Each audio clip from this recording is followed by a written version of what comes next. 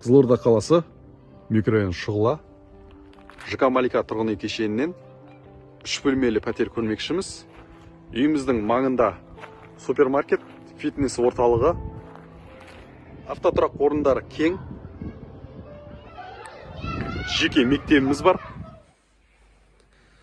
Пәтердің ішкі жағына қарай кіретін болсақ, бізде ең алдымен подъезі толықтай утепленный, теплый пол және де кафеліміз. Мына бөлікте үйдің су, жылу құбырларының счетчиктері орналасқан. Пәтердің ішкі жағына қарай кіреміз. Прихожкасы кең.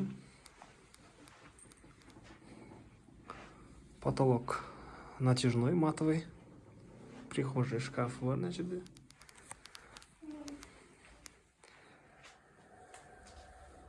Бірінші жатын бөлмеміз, яғни балалар бөлмесі деп атасақ та болады.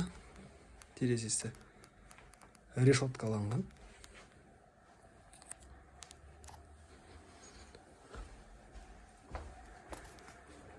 Әрі қарай әжетханасы, кафель және жуынатын бөлмесі.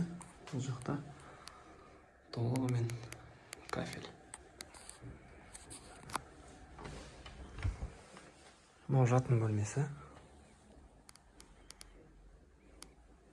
Байқап тұрғандарыңыздай, жатын бөлмелері кең.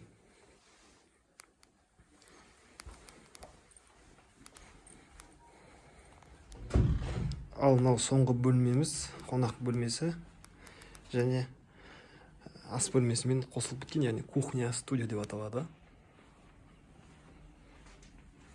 Студийный проект.